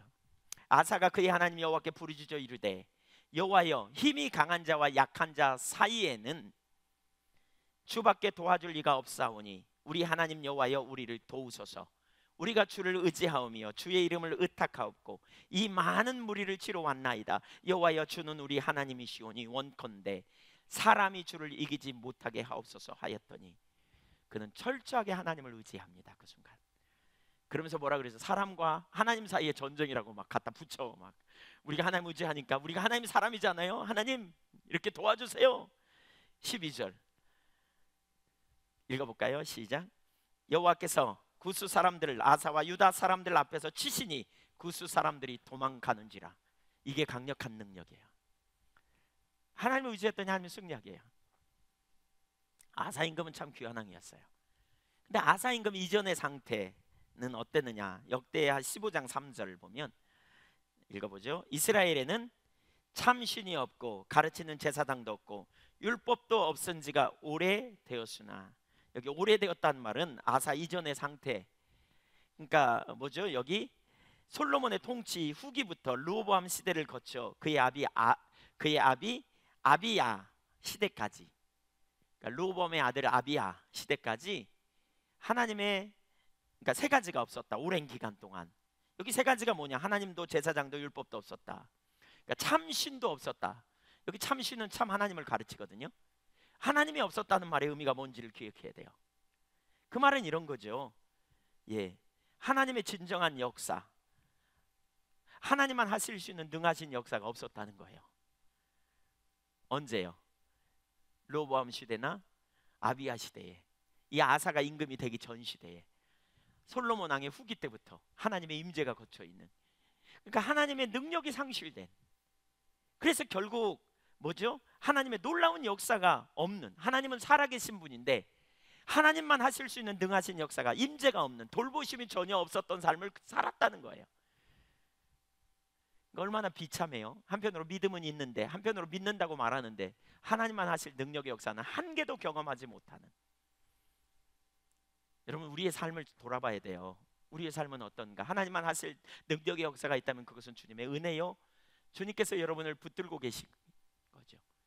그러나 그 생명의 임재가 거쳐 있고 능력이 상실되어 있지 않은지, 그래서 참신이 없었대, 이스라엘 백성들에게. 또 여기 뭐가 없어요? 제사장도 율법 없었다 그랬어요. 그 말은 가르쳐야 할 사명을 감당하지 못하고 제사장들이 결국 가르침을 이스라엘 백성들이 받지 못한 결과 율법도 시행되지 못했다는 거예요. 거스려 살았다는 거예요. 이런 시대에 아사가 임금이 된 거죠. 그리고 아사는 간절히 하나님을 찾았어요. 그리고 사람들에게 간절히 하나님을 찾으라고 권면했고요. 이렇게 하나님을 찾고 돌아오기 시작하는데, 그래서 하나님이 평안을 주셨는데 어느 날 하나님께서 아사에게 더 간절히 하나님을 찾으라고 권면해요. 그게 역대하 15장 1절이에요. 15장 1절 보시죠.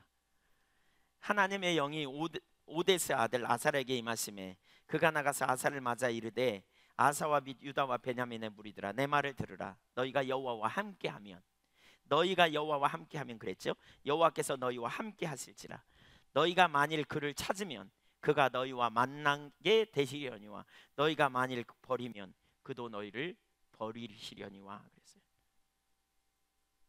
너희가 만일 그를 버리면 하나님도 너희를 버린다. 너희가 그를 찾으면, 그러니까 너희가 그를 하나님의 얼굴을 구하면 하나님께서도 너희에게 그의 얼굴을 드러내시리라. 임재 가운데 함께 하시리라. 이런 약속을 주시는 거죠. 8절에 이 말을 듣고 아사가 곧 선지자 오데스 예언을 듣고 마음을 강하게 해요. 가증한 물건들을 유다와 베냐민 온 땅에서 없애고 또 에브라임 산지에서 빼앗은 성읍들에서 없애고 또 여호와의 낭실 앞에서 여호와의 제단을 재건하고 또 유다와 베냐민의 무리를 모으고 에브라임과 므낫세와 시므온 가운데서 나와서 저희 중에 머물러 사는 자들을 모았으니 이는 이스라엘 사람들이 아사의 하나님 여호와께서 그와 함께 하심을 보고 아사에게로 돌아오는 자가 많았더라. 무슨 얘기예요? 아사가 하나님을 찾았더니요, 사람들이 아사의 말에 순종했다는 거예요. 왜? 아사에게 하나님이 함께 하니까, 함께 하심을 보고. 그러니까 영적 권위는 여기 있어요. 하나님이 그와 함께 할 때 권위가 나타나는 거죠. 세상에서 멸시나 조롱을 받지 않고 하나님의 권위가 함께함으로 이런 역사가 나타나는. 가정 안에서 우리 부모님들의 이 영적 권위가 회복돼야 돼요. 요즘 자녀들 키우기가 만만치 않잖아요. 자녀들이 부모 무시하는 거 예사로 해버리고 막 이런 시대. 예. 너무나 쉽게 영적 권위가 주어져야 돼요. 12절 보겠습니다. 사람들을 모아놓고 아사가 말하는 거죠. 또 마음을 다하고 목숨을 다하여 조상들이 하나님 여호와를 찾기로 언약하고 이스라엘의 하나님 여호와를 찾지 아니하는 자는 대소 남녀를 불어나고 죽이는 것이 마땅하다 하고 무리가 큰 소리로 외치며 피리와 나팔을 불어 여호와께 맹세하고. 15절 같이 읽습니다. 시작. 온 유다가 이 맹세를 기뻐한지라 무리가 마음을 다하여 맹세하고 뜻을 다하여 여호와를 찾았으므로 여호와께서도 그들을 만나 주시고 그들의 사방에 평안을 주셨더라. 모든 유다가 언약을 맺어요. 하나님께로 돌아가는 것.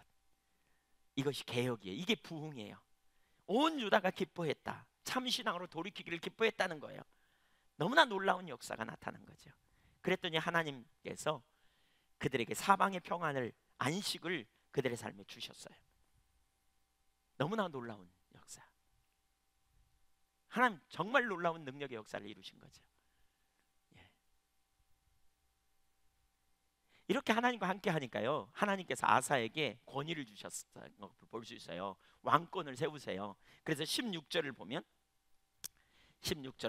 아사 왕의 어머니 마가가 아세라의 가증한 목상을 만들었으므로 아사가 그의 태우의 자리를 폐하고 그의 우상을 짓고 기드론 시내가에서 불살랐으니. 정말 놀라운 일이에요. 그러니까 아사 왕의 어머니 마가는 사실 아사의 모친이 아니고 11장 23절에 보면 그 아버지 아비야의 모친입니다. 그러니까 그 마가는 아사 왕의 할머니입니다. 할머니가 태우를 차지하고 있는 거예요. 그러니까 섭정하는 거죠, 왕으로서. 그러니까 그 태우가 근데 자꾸 우상숭배를 해. 그러니까 이 아사 왕이요, 그 태우인 할머니를 왕위에서 그 태우에서 권력의 자리에서 쫓아내요. 근데 그걸 쫓아내는 게 쉽지 않잖아요. 오랫동안 권력을 형성하고 있었는데. 근데 어떻게 이런 일이 있었느냐? 아사 왕에게 권력이 집중된 거죠. 벌써 권위가 세워진 거죠. 하나님이 세우셔요.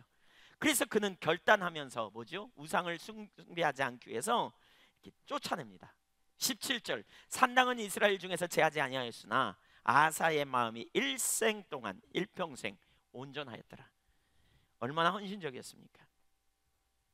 19절에 보면 이때부터 아사 왕 제35년까지 다시는 전쟁이 없으니라. 20년 동안 그 이후에 전쟁이 없습니다.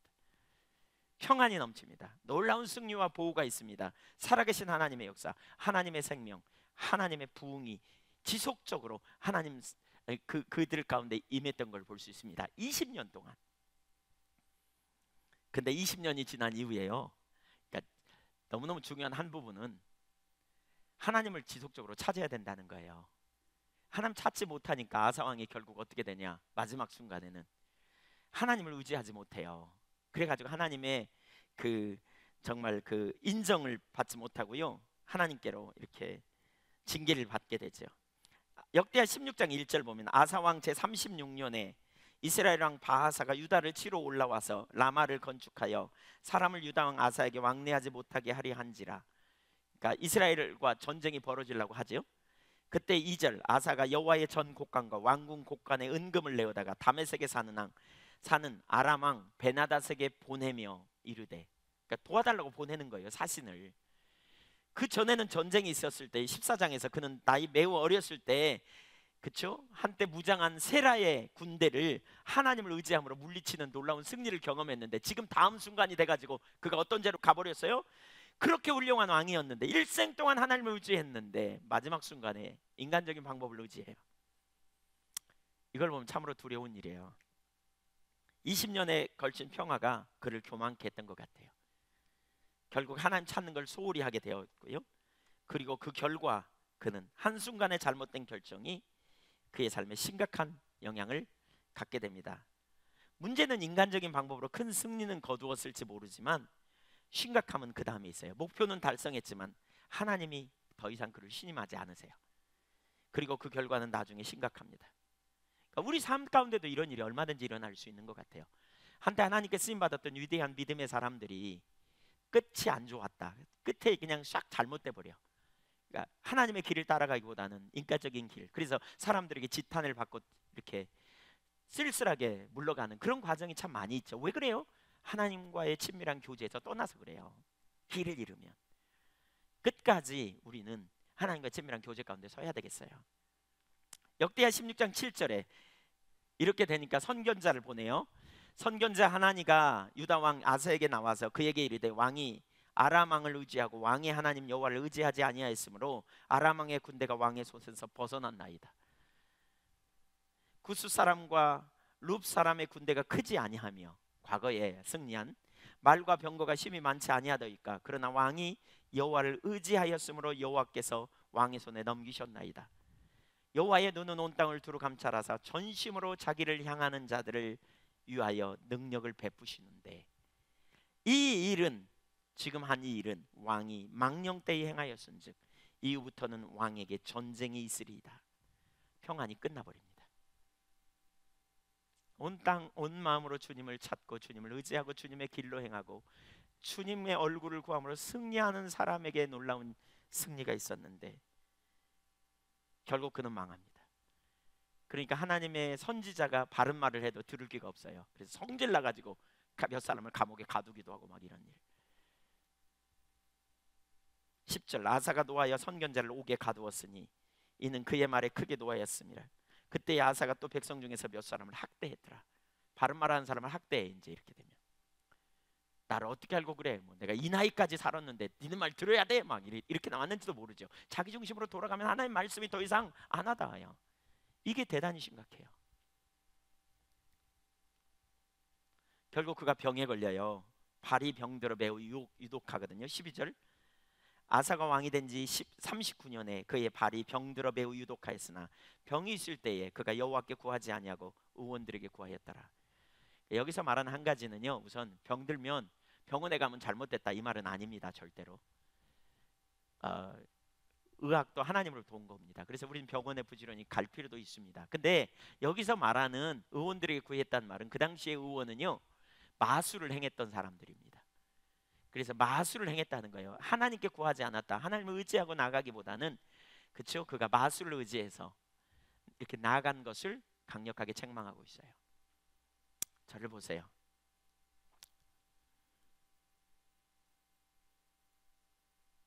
그 상황에서도 하나님을 의지하지 않은 아사 임금. 그는 너무너무 훌륭한 신앙을 가졌는데 말년에 이렇게 된, 사람들에게 크게 존경을 받은 사람이었어요. 그럼에도 불구하고 그는 죄를 이기지 못하고 세상을 이기지 못하는 결국 실패한 자리에 갔어요. 오늘 저는 하나님의 얼굴을 구하는 신앙이 우리 신앙의 핵심인 것을 살폈습니다. 우리가 하나님을 떠나면 의식이 아무리 많아도 하나님을 떠날 수 있는데, 하나님을 떠나면 하나님의 징계가 있고 하나님께서 돌이키기를 원하는데, 그 하나님께 돌아가는 것은, 그러니까 하나님께 돌아가는 것은 하나님을 찾는 것이고, 하나님을 찾는 것은 곧 하나님의 얼굴을 구하는 것이다, 이렇게 살폈습니다. 그리고 하나님의 얼굴을 구하는 것은 하나님과 인격적인 만남이며 인격적인 교제 안에 서는 삶이고, 그 교제 가운데 있을 때 우리 삶에 근본적으로 능력이 있고 생명이 있는 삶을 우리는 살게 되어 있습니다. 오늘날 이 시대는 어느 때보다도 그 시대 못지않게 율법주의가 팽배되어서 의식으로 본질을 대체하고 이론으로 실제를 대체하며 말씀을 강조하지만, 말씀의 근원이 되신, 인격체 되신 하나님과의 친밀한 사랑의 교제 가운데 있는 것을 몇 가지 규례와 규칙을 잘 지켜서 행하려고 하는 자리로 돌아가 버린 시대입니다. 하나님, 저와 여러분이 친밀한 사랑의 교제 가운데 있기 원하고, 우리가 마음으로 주님과 주님의 얼굴을 구하며 주님과 함께 있기를 원하고, 그런 가운데 놀라운 승리를 누리는 삶으로 우리를 초청하고 계심을 깨달으시기를 바랍니다. 우리 모두가 하나님의 얼굴을 구하는 자리에 서기를 간절히 소원합니다. 주님이 우리의 전부가 되기 원하고 주님의 은혜 가운데 사는 믿음의 종들이 되시기를 축복합니다. 기억하십시오. 우리가 하나님을 찾으면 반드시 하나님은 만나주십니다. 기억하십시오. 우리가 하나님께 돌아가면 하나님은 반드시 이른 비 늦은 비처럼, 아침에 해가 뜨는 것처럼 그렇게 하나님 우리를 만나주십니다. 하나님의 얼굴을 구하십시다. 기도하겠습니다.